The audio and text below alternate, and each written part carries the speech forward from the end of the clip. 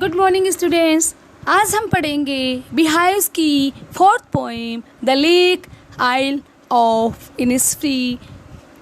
I will arise and go now and go to Innisfree and a small cabin built there of clay and wattles made.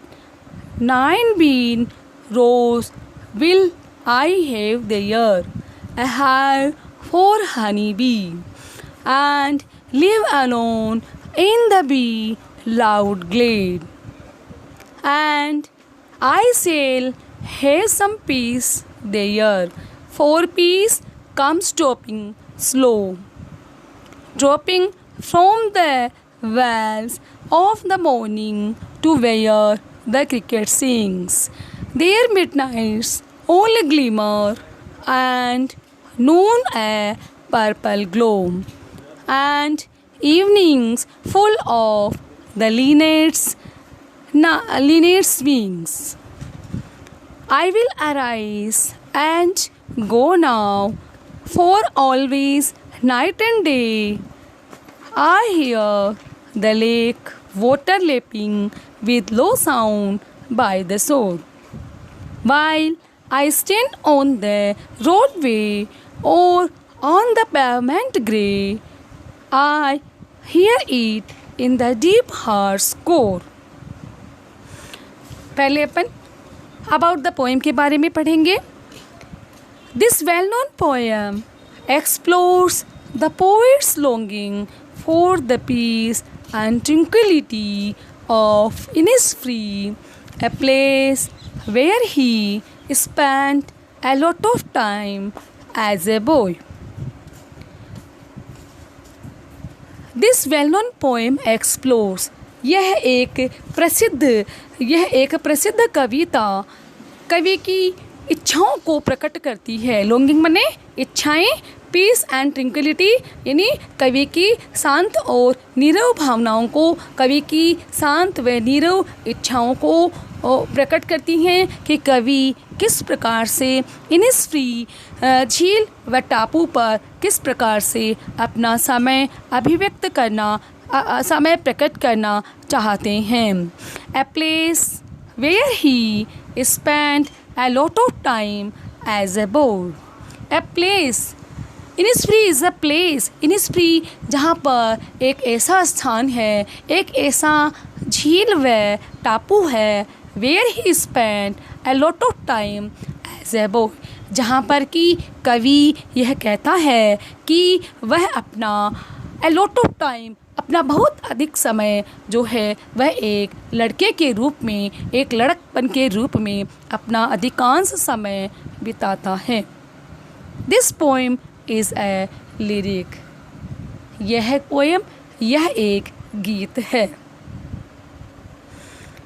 First stanza पहले मैं English में read करती हूँ, आप बड़े ध्यानपूर्वक इसको सुनेंगे।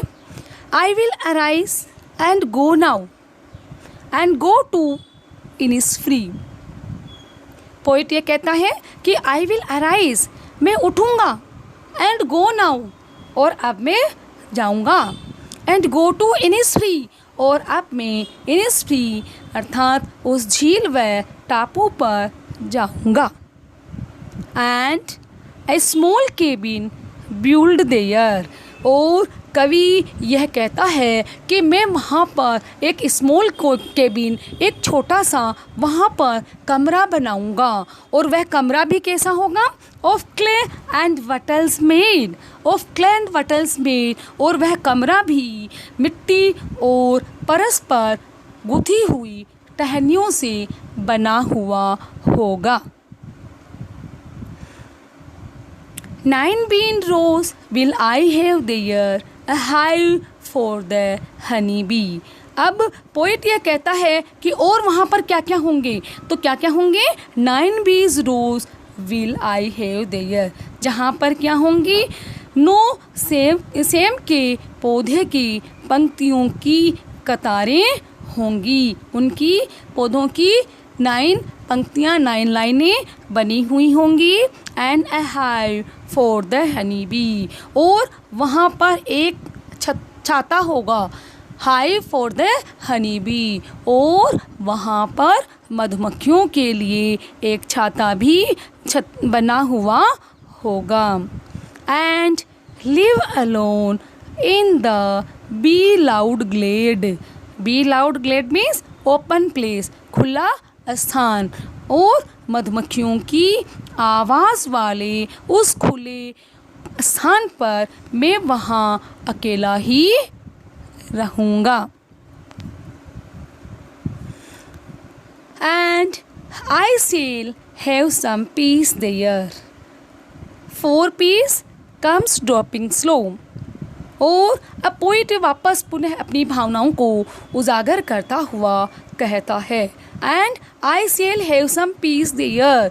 कवि कहता है कि अब मैं वहाँ पर इनिस्प्री झील और टापू पर जब मैं जाऊँगा तो मैं वहाँ पर कुछ शांति को प्राप्त करूँगा। For peace comes dropping slow.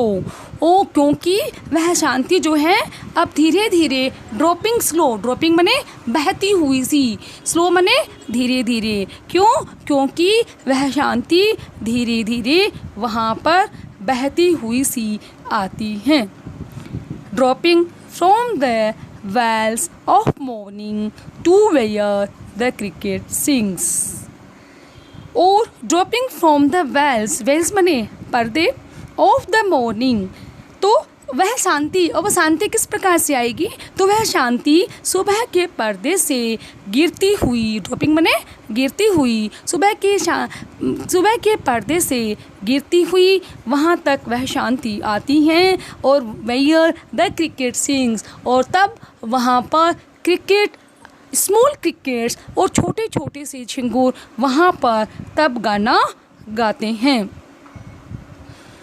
All night and day, संपूर्ण दिन और रात्रि के समय में वो छोटे झिंगुर गाना गाते हैं। There midnight's all a glimmer, और जब अर्धरात्रि का समय होता है तब बिल्कुल ही ग्लिमर, डिम लाइट सी, बिल्कुल धुंधली सा रोशनी और प्रकाश वहाँ पर देखने को मिलता है।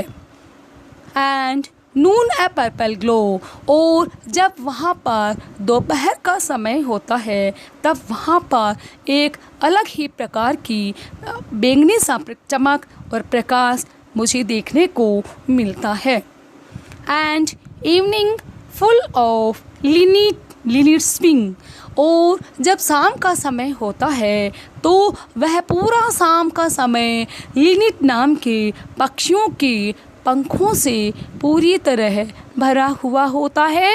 तो वह समय, वह स्थान मुझे, मेरे हृदय को बहुत ही शांति प्रदान करने वाला होता है, जहाँ पर मेरे अंतर मन को बहुत ही शांति मिलती है। I will arise and go now for always night and day. तो कवि पुनः अपनी इच्छाओं को, अपनी अंतर्मन की भावनाओं को प्रकट करते हुए कवि कहता है कि आई will arise and go now, मैं उठूँगा एंड गो नाउ, और अब मैं जाऊँगा। For always night and day, अब मैं हमेशा के लिए दिन और रात उस इनिस्ट्री, उस झील और टापू पर अब वहाँ जाऊँगा। और I hear the lake water lapping with low sound by the shore. तो कवि फिर कहता है कि मैं वहाँ पर दिन रात मैं वहीं पर रहूँगा, अपनी भावनाओं को प्रकट करूँगा। और I hear the water of lapping, और मैं पानी की उस लेपिंग, कलकल करती हुई उस ध्वनि को सुनूंगा। विद लो साउंड, जिसकी साउंड जो होगी, जिसकी आवाज़ जो होगी बहुत ही धीमी और मधुर होगी। बाय द शोर, जो कि उस इनिस्प्री झील व टापू के किनारे उस पानी की कलकल ध्वनि से उत्पन्न होगी। उसको मैं बड़े ही ध्यानपूर्वक उसको सुनूंगा। While I stand on the roadway, और तब मैं सड़क के मध्य में खड़ा होऊंगा और ऑन द पेवमेंट ग्रे, और स्लेटी रंग के उस फुटपाथ पर मैं खड़ा रहूँगा। I hear it in the deep heart score. और तब कवि यह कहता है कि मैं I here in the deep heart of the core, तब मैं अपने डीप हार्ट से, अपने अंतर्मन की गहराई से उन सब ध्वनियों को, उन सब पक्षियों की आवाज़ को बड़े ही ध्यानपूर्वक सुनूंगा, जो कि मेरे मन को, मेरे अंतर्मन को, मेरी हृदय की गहनता को बहुत ही शांति प्रदान करेगी। इसलिए मैं वहाँ जाऊँगा और दिन रात मैं वहीं पर रहूँगा और मिट्टी और परस्पर गुथी हुई टहनियों से मैं अपना एक छोटा सा मकान, कमरा बनाऊँगा और मैं दिन रात वहीं पर रहूँगा। थैंक्स।